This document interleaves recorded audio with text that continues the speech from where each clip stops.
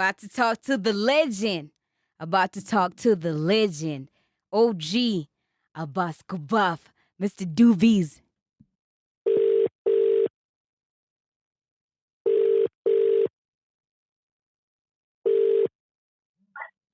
Hello. Hello, hi. How are you? I'm good. Yeah, How are yeah. you? Niko fiti, maze. I'm all right. Thanks. I'm thankful. Thank you so much for making time to talk to us, fam. No problem. How you doing over there? How's life? Everything's all right, I guess. I mean, you know how everything's going with all these lockdown and everything. So to adapt to Yeah. try to stay safe. Abbas. For more good, then that's what matters. Yeah, for sure. Abbas, could I request that when there's somewhere a little quieter, because nasikia mse kwa background. Yeah, it might pick up. Is that better? Yes, it's better, fam. So how you doing? Are things going back to normal? Because now in Nairobi, it's like people are tired of being inside and guys are just, slowly getting back to the usual. Yeah. Same way over there? Yeah, I've heard about it. Yeah. How's it over there? Yeah, even here it's like that. Okay.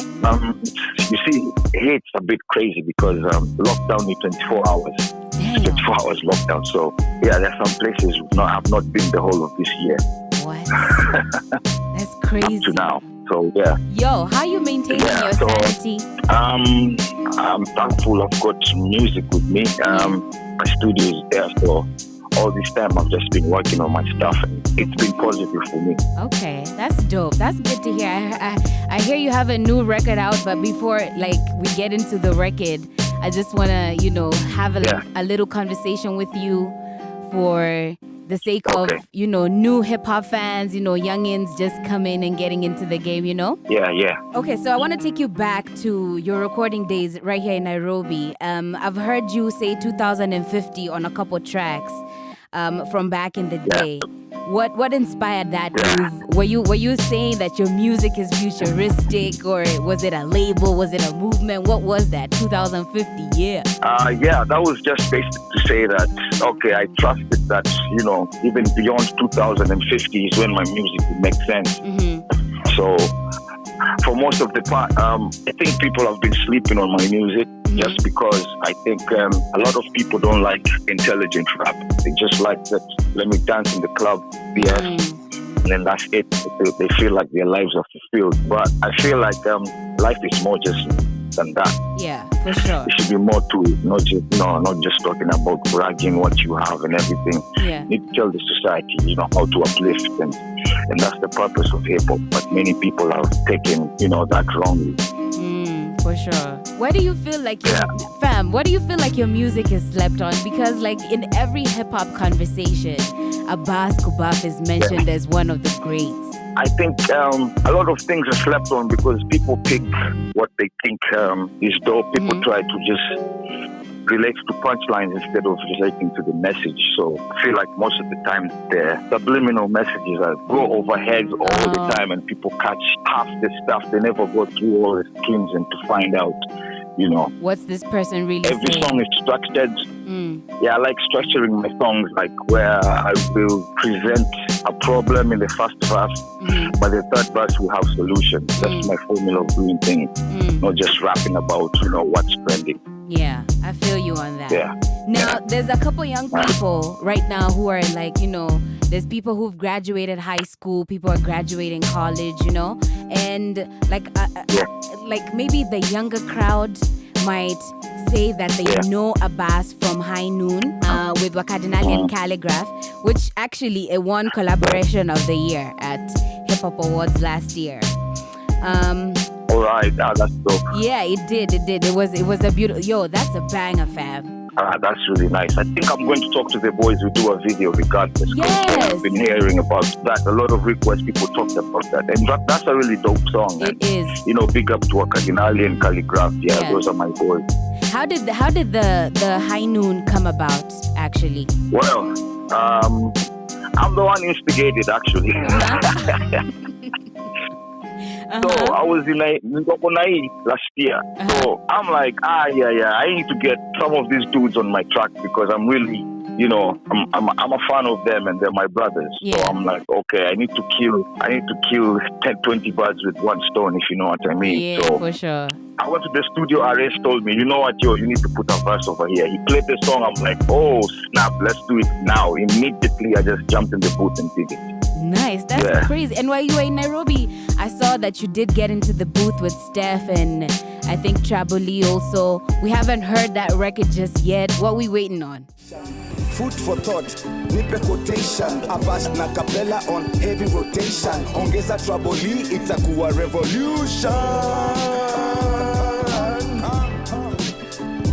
Vile zimeshika, mali tumefika, no GPS. Vile zimeshika, mali tumefika, no KBS. Bado nenda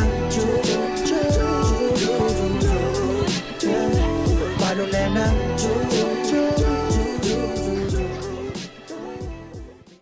Yes. There's a bunch of songs that I did over there.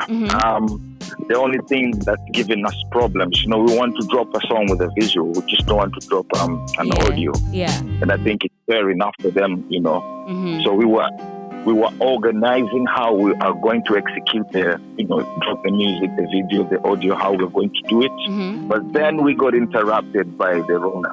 Yeah, man, the virus. So I had plans to finish a few projects by June. My plan was to come to Nairobi in February. Oh. Then this stuff happened, so I had to push a lot of stuff back. Yeah. Okay. As long, we're just gonna be waiting on the music. I'm excited that you came out here and you got a lot of young people in the booth. I think that's something that we don't see from a lot of OGs, Yeah, so I don't know. I find that kind of crazy because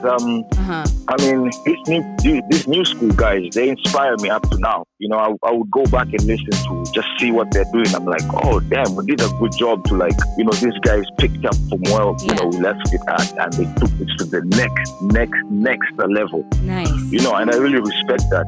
But people don't get the gist of how K-popers respecting each other. So people would always bring a narrative or who's better than who's did it there. Okay, fine, I understand the sport part of hip hop, but you can't overreach it, because overreaching it destroys the culture. You end up just discussing who is doper than who. You end up missing the point. You end up overlooking the talent of which particular artist has put a lot of effort to put all these bars. People go through a lot of crazy stuff. They pour their whole heart on a song, and then you just overlook it and compare it to that other artist who sounds like this, so he's not better than him, who doesn't sound like this, or he has this car, this guy doesn't have the other car, but the guy with the bigger car is better than the guy with no car, and all these politics, that crap. And also I think there's a little bit of division as well. I tend to think that hip hop, people just want to keep to themselves a lot. Like, if I expose you to my fans, you're gonna take away from my fans, and I feel like that's a notion that really needs to be dealt away with. Yeah, that's insecurity. A lot of rappers have insecurity because they don't really have the hip hop in them. So they know, I'm trained to do this. One day if my experience goes away, then I'm not trained anymore. You see, with art, it doesn't go away. You don't have to look at it like that, even though the world has commercialized the talent. It doesn't really have to be that way. For sure.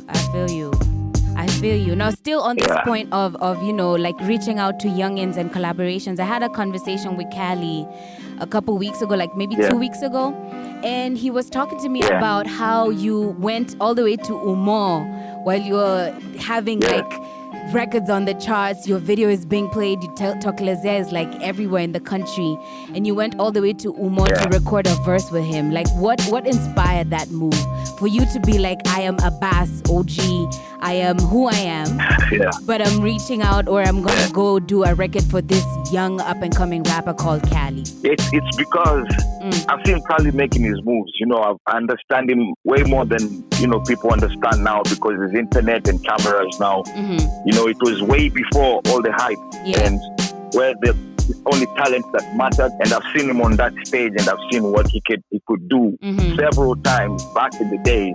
I'm like, yo, this dude can fit, and this guy is definitely futuristic. You know, when you spot talent and you're like, okay, yeah, this is definitely, I think we're onto something. So I knew he was, I knew he was going to go far, because there's a time I had a show and I called him on stage. It was a long time ago. A lot of people can't remember. There was a show outside the Hilton at the parking at Windsor Hilton, and I performed over there. And I think I saw him in the crowd, and I was like, yo, I threw him a shout out. I'm like, yeah, that guy is going to go far, but a lot of people can't remember that. Damn. So it was since back in the day. I was like, okay, you guys just watch. One day it's gonna hit you, and boom. Here we are. So Kali's been in the ciphers down back in British Council, underground bubbling since back then. So to me, it's nothing new, guys. What on a Shanga, but Miss Shanghai, I saw it coming. Nice. I love that. Yo, I love that. And we were also talking about a collaborative project. And he said, like, it wouldn't just be a mixtape or an EP. It would have to be like an album. Would you be down to do something with Kali just for the culture, you know? Yeah, definitely. You know what, by the way, we've done many songs with Kali. Some of them, that day when Kali is talking about, we did a few songs. We did actually more than one. Nice. Because we just went dropping verses, and people are coming. When this one is not in the booth, the other one is there dropping some 16. The other one comes and listens. So we've done a few tracks, which I think they're just somewhere in the computer. So it is a possibility. That's not really a hard thing. If we sit and say it's not a project study, that's definitely going to happen. Inaweza kuwa crazy. I think the streets will go crazy over that, for real. Yeah, definitely. Yeah. I would like to do that actually. After everything is back to normal, maybe. Let's see if that can happen. Yeah, do like a country tour, you know? Yeah. That would be some nice. Yeah. That would be nice. That would be hella fire. That would be good looking. Yes, it would be. It would be for sure. Now let's go back. Let's go back to the inception, to the very beginning, back to your K-South days, you know? Yeah. Give me that. Yes, give me that history lesson. Tell me how that group came about in the first place. The history lesson about K-South. Yes. Hey, okay. Wow. Umenipeleka mbali because Tukumbuke. I've been around for a minute. Yeah, I know that. Yeah. So it started in F2. So in F2 we used to have these jam sessions. And what were Eastlands walipokuwa natawala hiyo place, like, cause there was a lot of talent from Eastland. So the first time I had of jam session, Hardstone is the one who told me. I don't know if you guys know I do know called Hardstone. Uhiki, one right? of the pioneers. Yeah. Actually, big up to Hardstone. He's the one people don't know, but Hardstone he had been, encouraging me to rap more. Because the first time I grabbed the mic, he's like, hey, Madusi Ache, next week come the same place. So he kept pushing me like, you need to push that because you can really rap. So he's one of the people who encouraged me. And then started going to F2 the second time, third time. We went there as a whole group. I used to have my peoples, walikuwa the K-South clan. A lot of my boys from back in the days. Anyway, after we hung out in F2 for some time, Bamboo also came back in the days, but his name was not Bamboo. He had a different name. Okay. He had a name called Dice. He was an artist called Dice. Dice. First, he was called Dice, and then Alaze. Yeah. Okay. So one time, he went and spit, and then I went and spit. And after that, I was like, yo, this guy needs to come to our hood. So we met up after the hangout. You're like, yo, you can really spit. Why don't we just go and hang out if you're free? And then maybe, we can see what to do. I like freestyling. So we just hooked up and told him, I invited him to come invite K-South. We hooked up for a freestyle session and we just started going at it. We were just sitting at home listening to old school hip hop and just like coming up with ideas inspired, and that's where I think the whole idea came up. We clicked up and we just hooked up to do freestyles in Kariobangi South civil servants because we were jobless and we were looking for money. And just kept on like that, and K-South was born. We started going to places. We went to F2 and performed. We went to Madhouse and performed. From there, met with Bruso Jambo when we were performing some freestyles at Green Corner. We used to go over there and DJ Pete was on the deck. And we used to grab the mic and just freestyle for free, like open mic at the Green Corner. Even Kala Mashaka used to come back in the days. So we started rapper there. There was K-South used to come, they perform. K-Shaka used to be called 3D Crew. They would come and perform. And then we started getting gigs, live gigs. Even people knew us. We were doing live gigs with live band. So Zanazik invited us to the studio, and they told us they have a jam session at Jazz Bar. There's a place called Jazz Bar in Yaya Center back in the days. Before we even went to the studio and recorded anything, we used to do like live session with live band every 2 days. Nice. Yo. Before our first album, Nairoberry, we used to do all these ads because we were recording at Samawati Studios, and Suzanne used to hook us up with like, because she told us, you guys need to make some money so that you look like money. When you come to this industry, you don't look like broke people, so you can sell some records. She was straight up like that. Okay. So she started giving us, a side plates of, Coke advertisement, Tusk advertisement. There was actually a campaign for Coca-Cola back in the days, in the 90s, and K-South got that contract for 5 years to like do ads and all these things. So that's what kept us afloat. We was really broke back then, and it was really clearly we needed money, and that's how we started making some money. And K-South was born back in the days from that, and it became what it is. Yo, that's an incredible story, man. How's your relationship with Bamboo now? It's all good. We don't really keep in touch, but it's all good. It's all love. We're everyone is doing their thing right now wherever he is. God bless him too. Yeah. But all is good. Yeah. Okay. Now let me talk to you about beef, because hip hop it's a contact sport. Anybody could get touched, anybody could get hit, and I remember growing up. Back in the day, I think one of the earliest beefs that I heard of coming up, because I wasn't even living in Nairobi at that time, but one of the earliest beefs I ever heard of in the industry was you and Chiwawa. This was this one is in history books.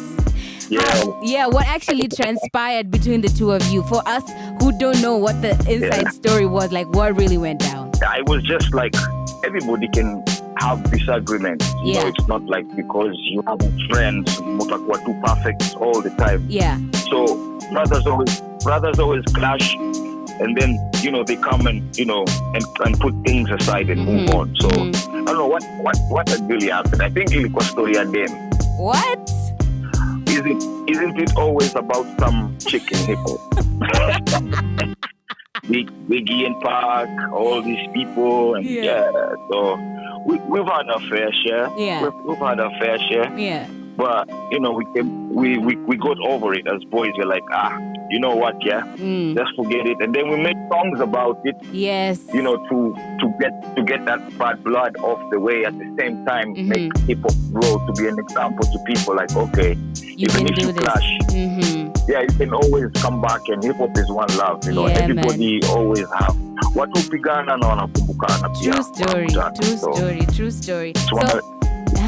Go on. It's just one of them things. So. Okay, so how did you guys actually decide that it's time to squash the beef? Who was the bigger person amongst the two of you, or did someone mediate from outside and then tell you guys like, you guys are making hot records together, you shouldn't be beefing, much less over a girl? Can we get in the booth? What happened?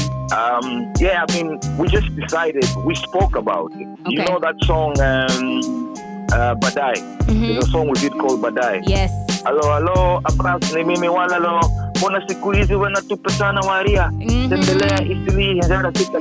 Yeah. So we're talking about the situation, what happened. We're like, okay, let's talk about the song. This chick played us. We're going to tell the guys a nice story. We'll give them one of those crazy stories. Just make it funny.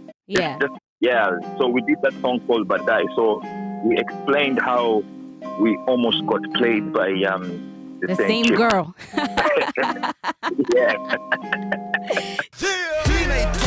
Bounce baby, hitting a twanga, bounce baby.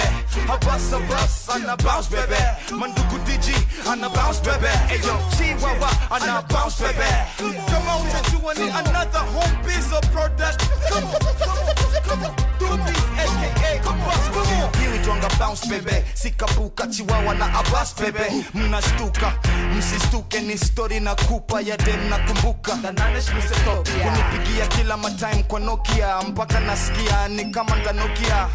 Hello, Abbas, ni mimi walalo. Ona siku hizi wena tupa sana waria.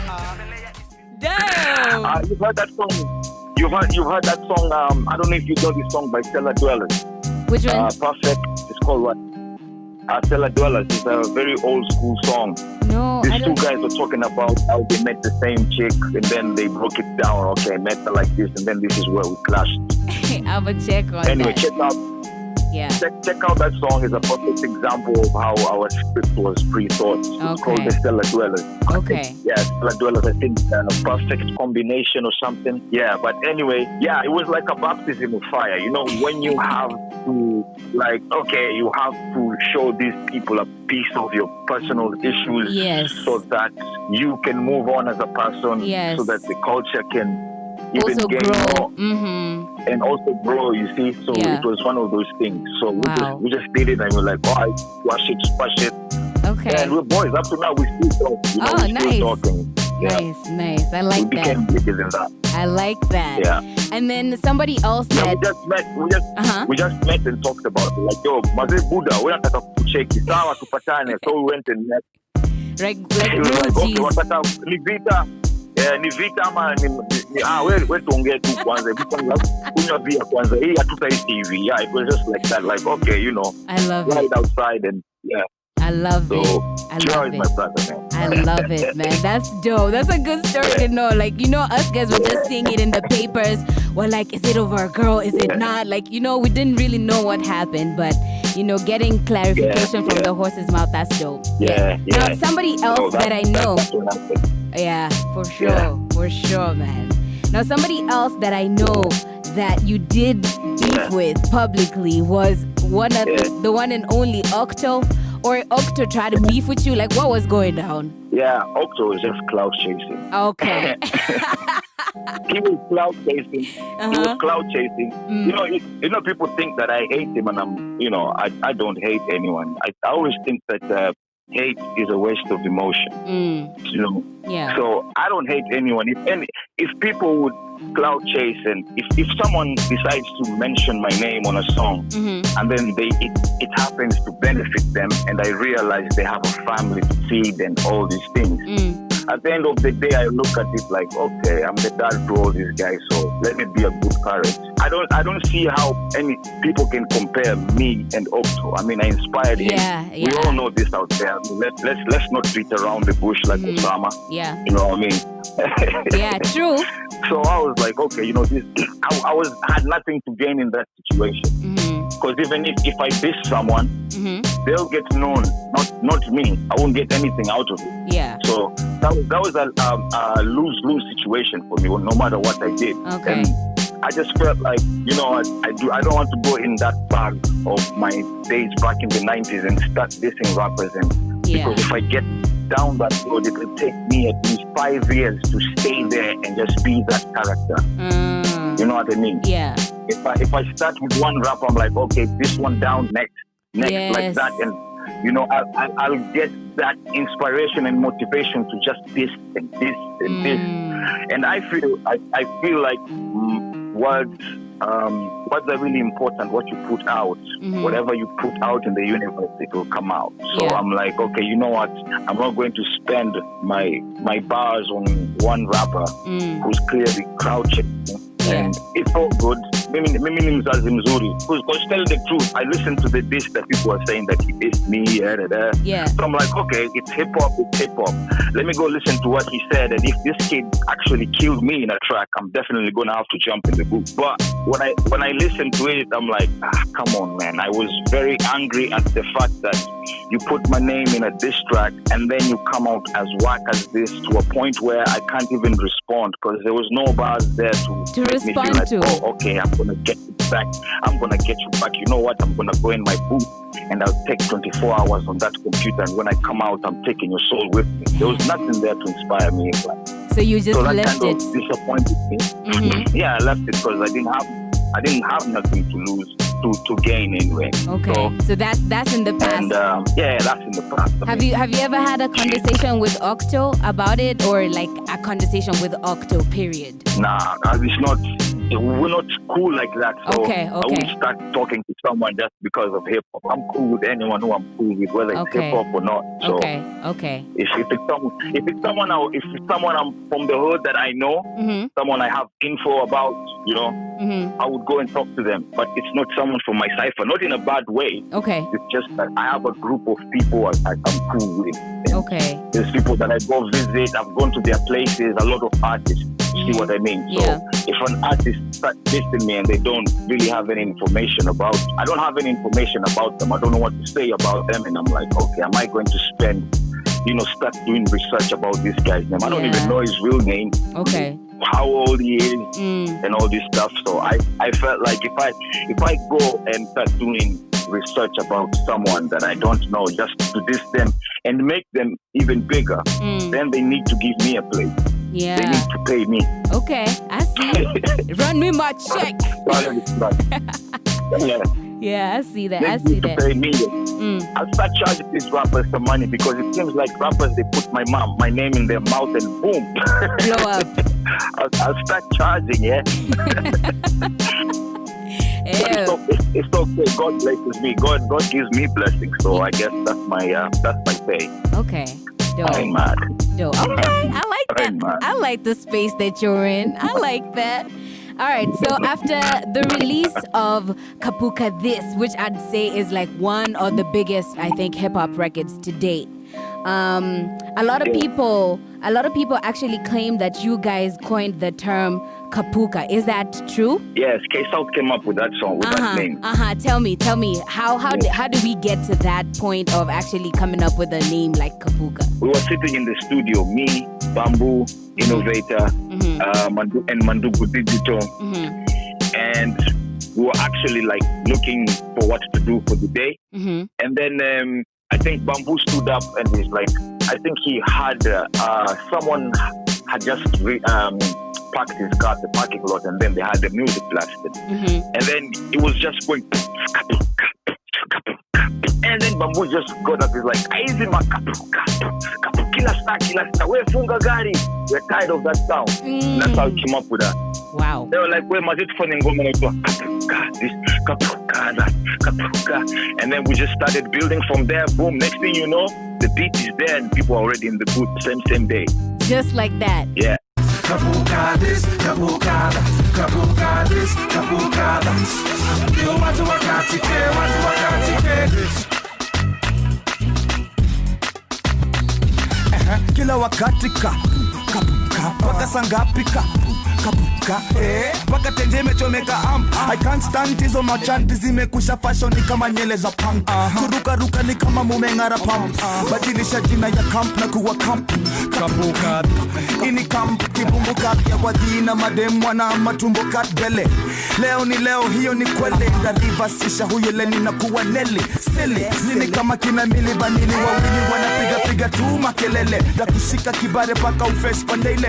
Wewe tazama mbele, mintafuga nywele ili kuchanuka. Kisha mitakupa kitu sika hii kapuka.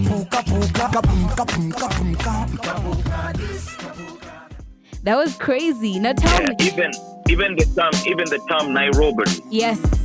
I was actually we're gonna talk about that. We're gonna get into Nairoberry in just a little bit. Wacha tumalizane na Kapuka kwanza. So how did the rest of the industry, these guys who were not necessarily doing hip hop, actually they were not doing hip hop because Kapuka is not hip hop.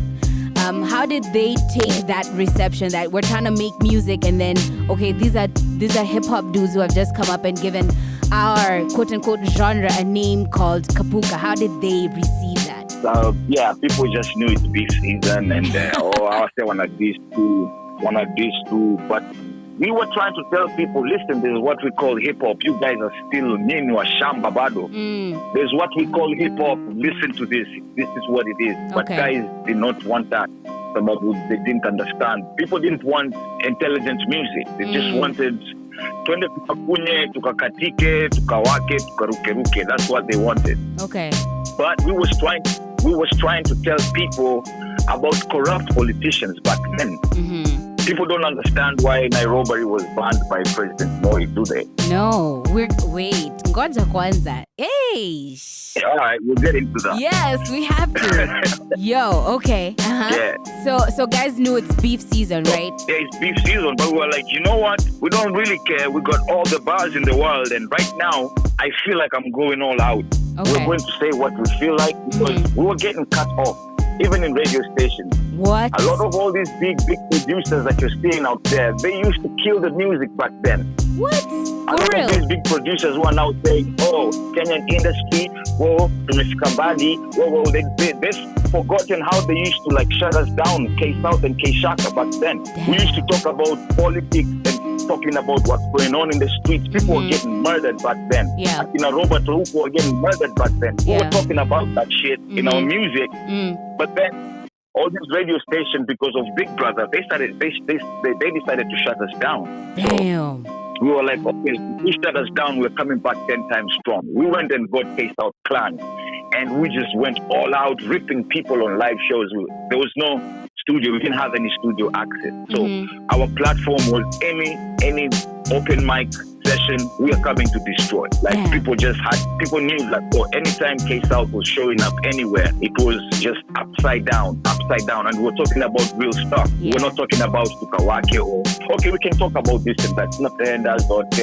No, we're throwing that there for the people in the streets, because you understand there's that side too. But we try to make it dope, make the lyrics dope. The structuring of music dope. Yeah, we thought out of the box. Yeah, that was... This Kapuka stuff was just uniform, Kenya team. It was Kenya team uniform. It was too much, so we were trying to break the monotony. And that's how it started. K-South started going at rappers. Damn, I love it. I swear, I'm learning so much, even myself. Like, it's good to get all this information. Now, there was, before we even get into Nairoberry, so that kind of created rivalry between Kapuka, Genge, and hip hop.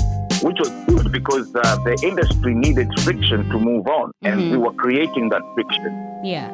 But not in a bad way, because nobody got hurt or anything. Nobody went to the street and people got hurt. We just kept it music. Okay. Yeah. And that's how and that's how we motivated the music to move forward. We came with we started criticizing all these people don't have bars and what they're talking about, and we got deep into them, and we had different occasions where we had to structure our music to a point where these people have to listen to us. So we kept pushing it until it was mainstream. Nice. And open, like, I feel like you guys crawled so that a lot of rappers today could actually do their thing, Exactly. So back in the days, I was seeing a lot of like talented rappers. I'm like, okay, I'm seeing this guy rap in the street, but then this other guy is the one who's on rotation in all radio stations. Yeah. So that goes to show you how the corruption that's there now started back in the day. Yeah, it's crazy, man. When you come Akina Speaker Rul Mutoko, those are the people who destroyed hip hop. They were going head to head with us. Like, there are people who tell us, Acheni Kurap, you'll never make it. They would straight up tell us that. They started booing us. K-Shaka went on stage when Cooley was performing, and Vigeti did a very crazy deep verse. And then people started booing, and K-South got on stage, and we just told people off, they're like, you know what? You guys don't appreciate your own. You want to see Coolio, but you don't listen to what K-Shaka is telling you, and they're talking to you about what's happening in Dandora. Yeah. So the fight was then, since back then, it's been back to back. Damn, it's been a struggle. It's been a long journey. Yo. Very long. Yo, thank you for what you've done for the game, man. Now we can get into Nairoberry. Yeah. Yes. First of all, tell me, how did this album come about? Before you even decide, okay, did the name come first, or did the music come first, and then the title of the project? How did this come about? Well, we first started recording the K-South project at some point. Bamboo then Bamboo left. When the project wasn't still in Nairobi. He had to travel. Then he came back again after 3 years. So after 3 years, that's when we decided. When Bamboo was away, I hooked up with Buddha Blaze at some point. And I think we went for a drink, or we were in a club or something, and we were talking about what happened. And I think Buddha Blaze, he got robbed at some point. I think his house was broken into where he was staying. God damn. Because Buddha Blaze he was still new in Nairobi. Yeah. So they broke into his house, and I think they took stuff. And then we met up with Buddha Blaze later in a club, and he told me that, this what happened. Then I'm like, damn, Nairobi, this is Nairoberry, this is Nairoberry. I just said that like randomly, like in a club. And then I thought about it in the morning. I'm like, wait, Nairoberry, I like that. So I started just thinking that, like, yo, when I met with Blaze the next day, I'm like, yo, how's Nairoberry? Yo, Nairoberry. So we started just talking like that. It became a normal thing, something that we invented out of situation. It was just a casual talk. And from there, it just took off from there. Nairoberry. We went to the studio. I was like, okay, we did this song. It's going to be called Nairoberry. Yeah. And the name of the album is called Nairoberry because of the state of the country back then. You see, Nairoberry is happening up to now. This is what was happening then, politically speaking, politics purely. So even in the music industry, it was the same thing. So we felt like, okay, Nairoberry, that's the perfect name for this, season, what comes out now. It describes what's going on in 254 Nairobi. Yeah. And the album was full of, you guys were really spitting that real shit. I mean, obviously, from that case out, I think it was only dope that the lifestyle or whatever was happening on the ground was reflected in the album as well. Yeah. And I think to hip hop fans, this is like a very influential album until today. And I want to know, like, did it cause any shift in your career, in K-South's career? Did it transcend? Did it cut across markets? Tell me about that. Definitely did. It transcended to a point where we didn't understand where it was going because it affected so many people in the streets. But then it had a backlash because we were talking about sensitive issues. We were going at people like directly. If someone is corrupt, we go at him, throw some crazy bars at him and make him a legend because of the bars. And people will remember that person for the corruption he had in Kenya. So it was that dangerous to a point where they banned this song called Warui. Sini Warui. And I remember when we did the cut, when we did that cut, people don't know that DJ Adrian did the cut live. Oh, word. DJ Adrian came to the studio back in the day when he was working at Capital FM. He was really big then. So DJ Adrian was a hip hop head, like throughout. So every party he had, we had to be there every day, every time, anywhere. So DJ Adrian came and made some cuts in the studio. He did some really crazy stuff.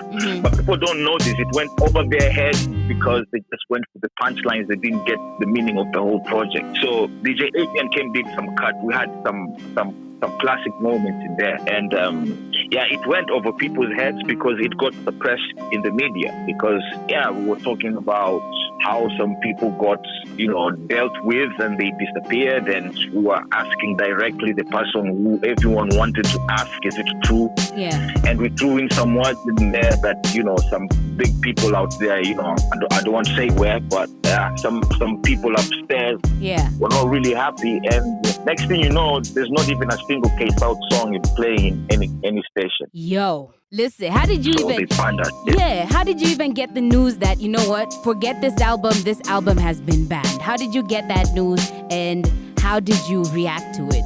Yeah, we just went ahead, dropped the album, and we were getting a lot of clout on live shows. So all the stuff that they banned on air, we knew now that's exactly what we need to do on live shows because this is what people want. Yeah, we played the game that side, we played the bad guys to the fullest. Yeah. We went in every show, we took advantage of it, and that's where all the K-South energy came from because it was us against the system. But then the street is with us. Yeah. So there was that war going on, that underground war going on, but you cannot really see. I think that's what helped K-South become a brand of what it is. Because we're just fighting the system. Yeah. Purely fighting the system and trying to survive, trying to go one day at a time because we were very broke. Yeah, I feel you. So we got a few shows here and there. Because of that being banned, we notoriously became popular. And anywhere K-South was performing, we had a big crowd of people. So things were it was translating into blessings. Yeah. Did the album make you some money? Yes, we made money, but then we, of course, as any other hip hop artist, when they go for their first album and then they sign contracts which they get messed up over, that's what happened. Well, we did country tours, we did shows here and there. As far as that kind of money is concerned, yes, it actually helped us because out of Nairoberry, that's how I learned to pay my rent. So when Nairoberry dropped, I wasn't living with my parents anymore. And by that time, my mom had passed away, and now it was up to me to help my dad pay the rent. So I had to rap to literally live. So I had to rap, find out how you can rap and keep rapping like that, because if you don't rap, you don't eat, period. It's not leisure, it's not part-time, you have to eat. It's hustle, like you have to work. Yeah, so I think that's what gave me the push over the edge to a point where, now music has become something else. That was that pressure then. That's what made us go far and far, because we needed to breathe. To rap, we had to rap to breathe, basically. Damn. Do you think that's what makes the difference between, rap hip hop artists right now and hip hop artists back in the day? Like, you guys took it more seriously as compared to, maybe rappers coming out in 2020? Yes. For you to go through baptism of fire like that, it changes your life. It reminds me of Tyson. When Tyson licked the frog, he just went beast mode, he hulked out. Yeah. So there's that element. You have to go through the baptism. If you don't go through the baptism, I'm sorry, you will not be dope, or you will not sound as dope. So I think that kind of helps. It helps.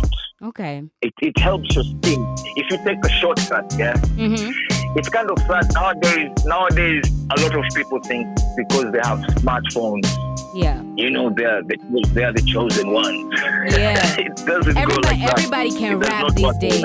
Yeah. Doesn't work like that. Let me tell you, for what made me actually become that, we used to walk from Kariobangi South to Riara.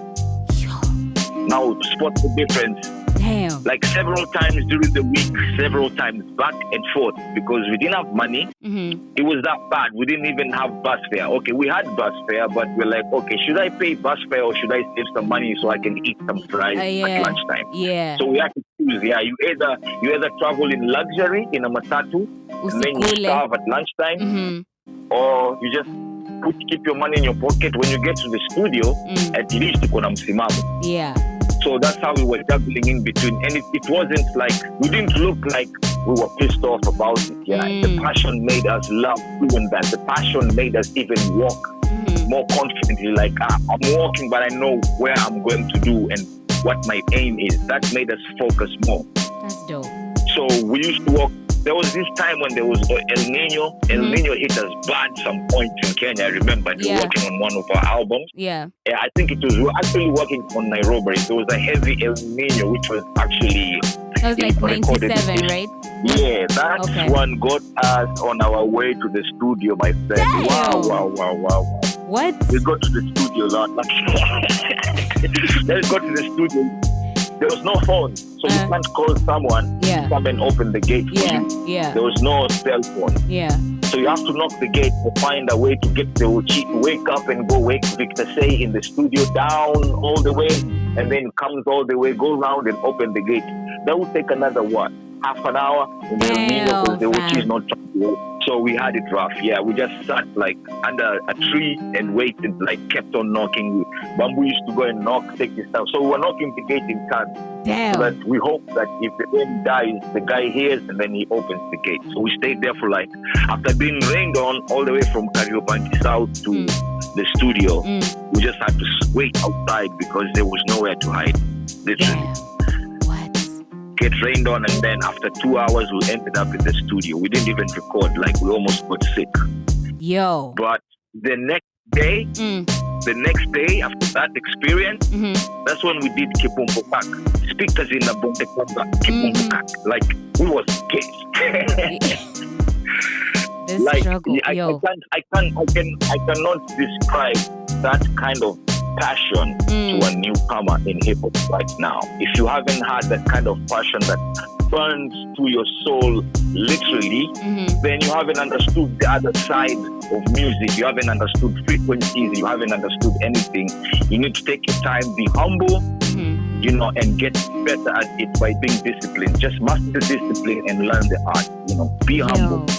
That's incredible. Like I feel like I'm drawing a lot of similarities between the struggle that K-South went through and the struggle that Cali went through. Because he used to walk to, and I feel like that's what's lacking. Like if it just rains a little bit, I promise you, like a bunch of rappers wouldn't show up to a thing. Exactly. Yeah. Now you see why I keep trying to tell people, you know what, stop hating on Calligraph because you don't understand why he's good.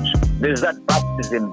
A lot of rappers haven't gone to that baptism. I can tell rappers who have gone through it, like Wakadinali have gone through that baptism. The stuff, the street stuff they talk about, I relate to it 100%. Yeah. I can feel what they're talking about, People like Kalamoto, even Traboli, all these guys, I can tell good talent. Guys like Timmy Blanco, TNT. Yes. Those kind of people. Yeah. I feel the fire, that baptism. First of all, Timmy Blanco. Bad man.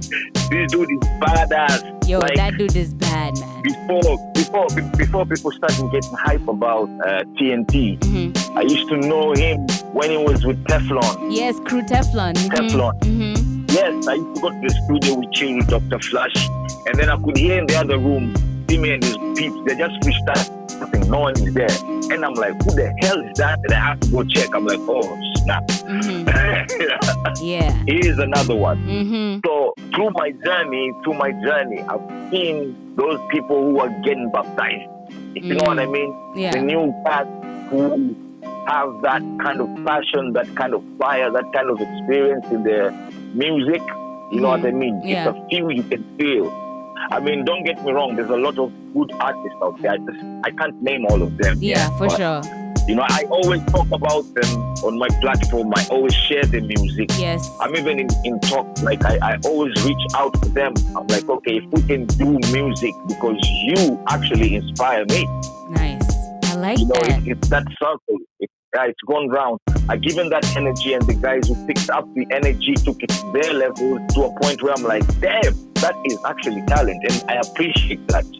I find it very hard for people. I find it very hard for some of the OGs to just put down these youngins like, they do this.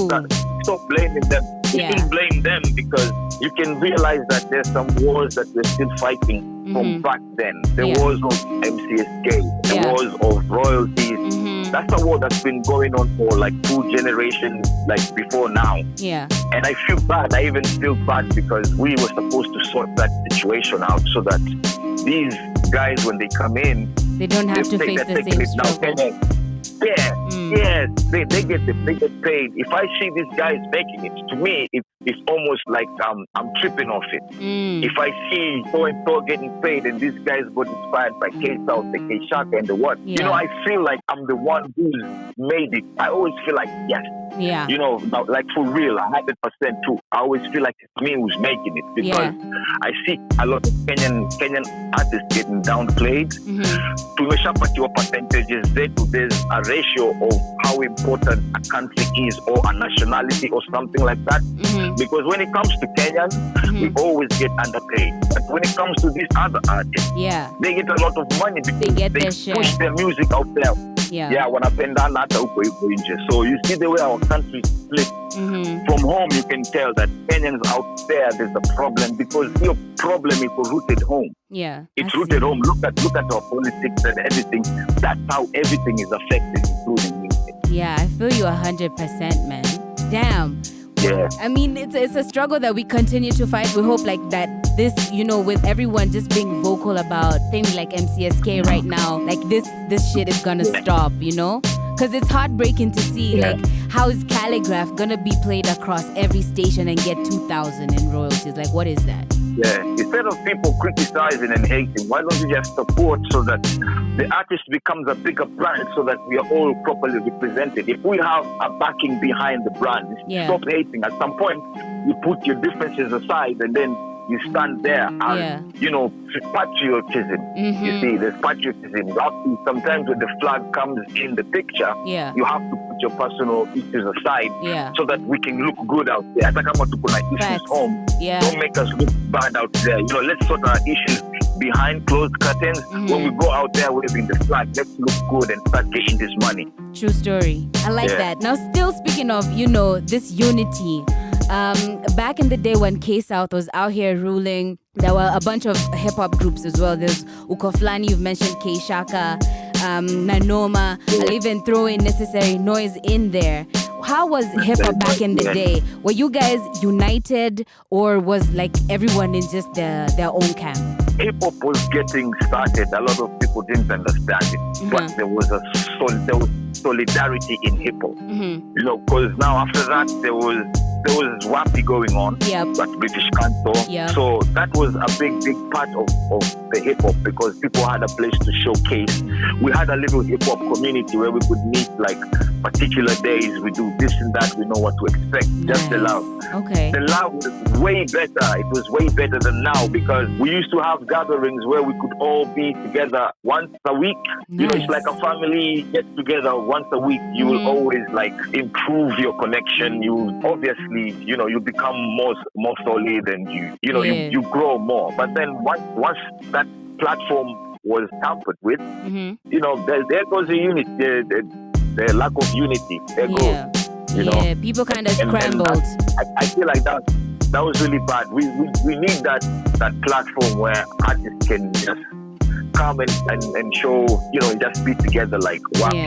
I miss that. Like that's something like it's part of me, because that was really hip hop. I could sit there and just do my art without any politics, and people would appreciate. That's what we need. That's what we need. As long as we don't have that, it's going to be hard for us to make any progressive steps without that kind of a foundation. We need to bring it back.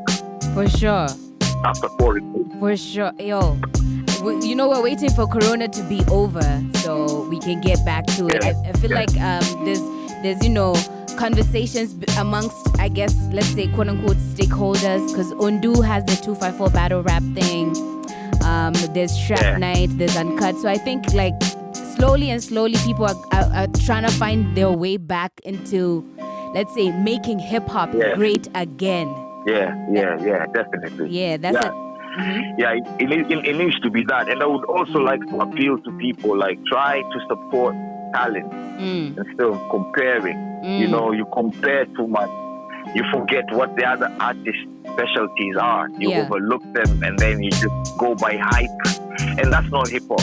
Hip-hop is for intelligent people. It's eyes open, if you know what I mean. You can't be anyone who listens to hip-hop is supposed to be advanced in their mind, basically. So the fact that they're trying to downplay good hip-hop and play you the other stuff that's dumb and all this. I mean, it needs to be checked so that we go back to we bring hip-hop back in a bigger way, because now we have better artists. Back then, we didn't have a monopoly of artists. So, I'd urge people to support Kenyans more, because I'm looking at the rates of what support we were supposed to have to what is there now. People have definitely woken up. It's gotten to that point now. People can see good music versus whatever crap. I would tell the fans, okay, it's all right for you to listen to any music. Of course, you have a right. I have no right to tell anyone what music to listen to, because it's not my place. But I would say this: whatever music that people listen to, just know that that's the energy you will bring to your life. If you listen to crap music, that energy will follow you. It will follow you, full of cursive words and all the energy that comes with it. You will be part of that. Deep. So if you want to progress, it's up to you to decide how you want to do that. If you want to change your environment, the stuff you eat, all these things, they all fall under that. Plus the music you listen to, it affects all these things. So it's up to people if they want to accept progress, or they want to keep on supporting the fuckery, which will not help Africa as a whole. It will make outside products sell more to our country. The people will be buying more from outside than appreciate our own. We need to change that mentality.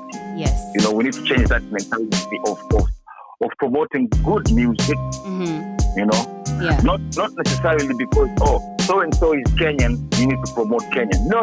I'm not going off of that. Yeah. Because there's a lot of whack rappers out there, Facts. and we both know it. Yep. Yeah.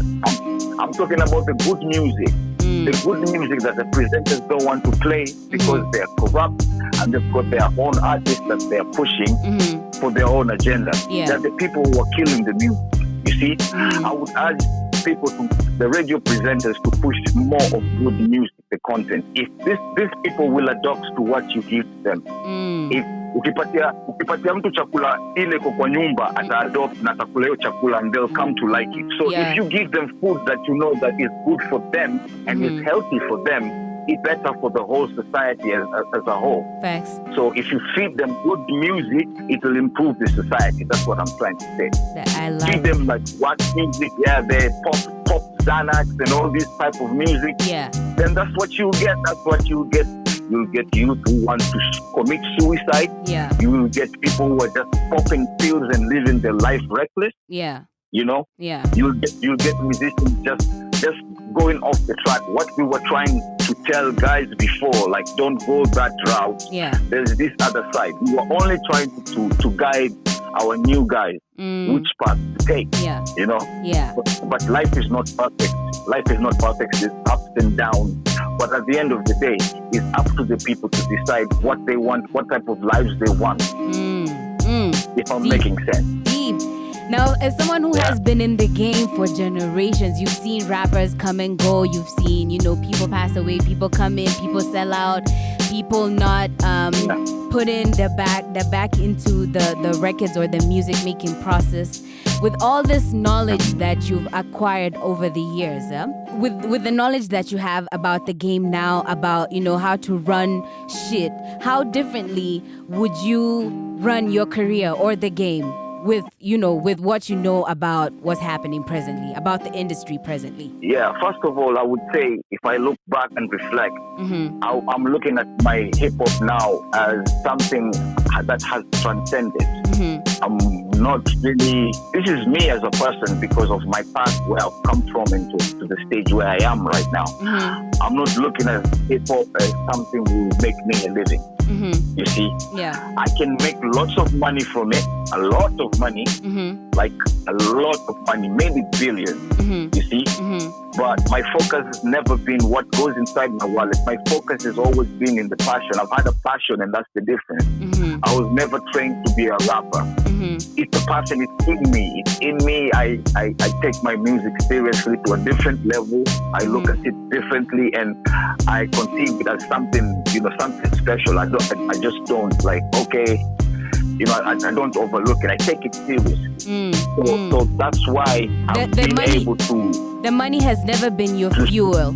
No, the money's never been my fuel. It's just the passion. I feel like, if I don't go and drop these bars because I know if I do it this way and that way, then this will be a new thing, or that would be dope. What would people understand from it? What they'll get from it if they get that punchline? You see, I'm more excited about the process of making music.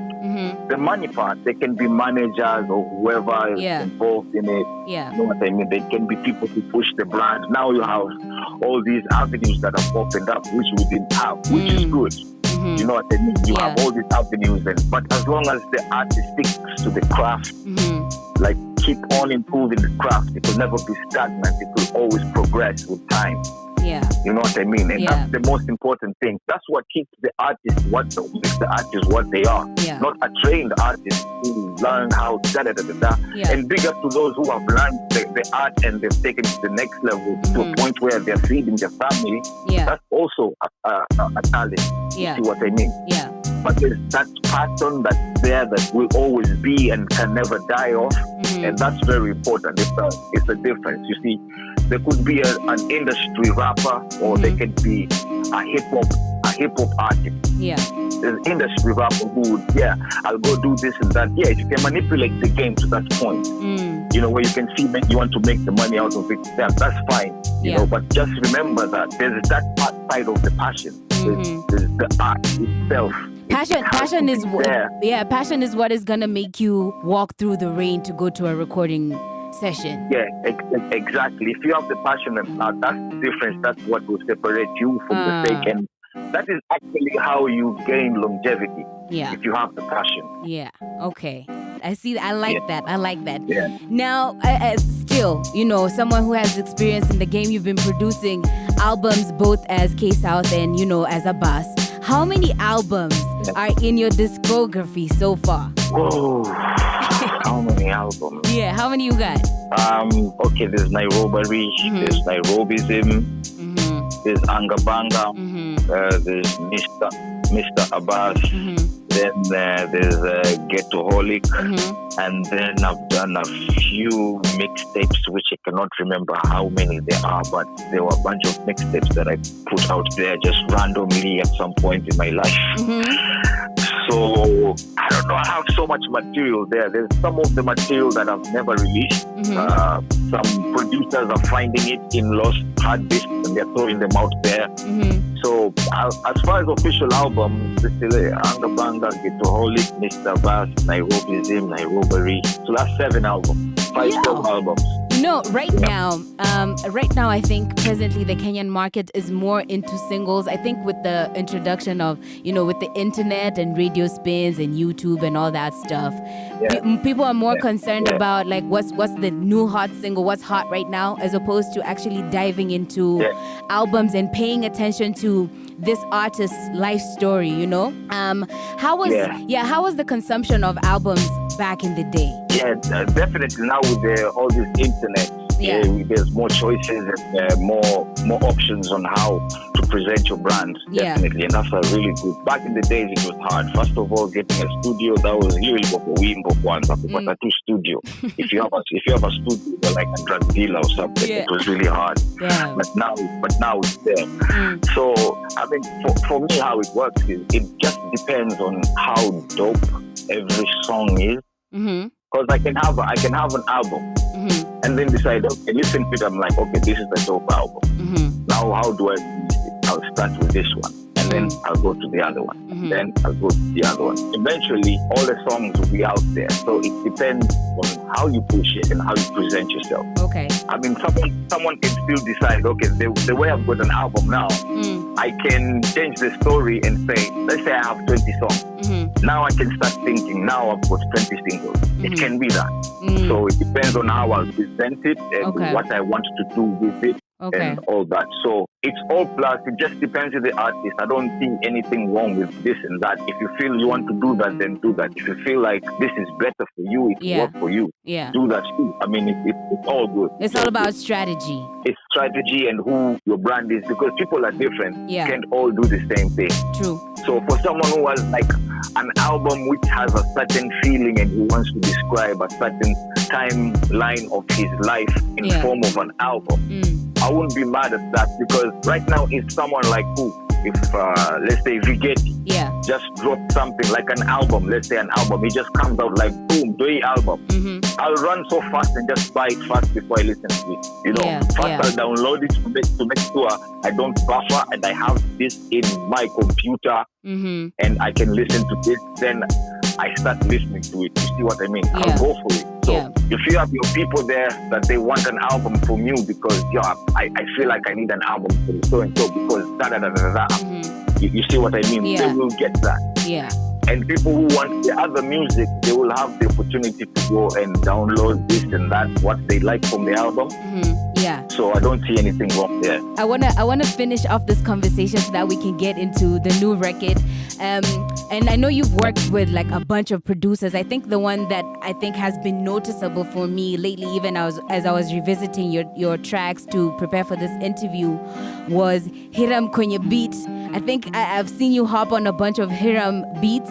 But tell me, what has been who has been your most memorable experience working with as a producer? As producer? Yes. Wow. I would say all the ones involved in my album. All of them, because every moment was created in advance. So some of the moments, so I had to think of, I need to say this to the people. So I need to call Ambrose.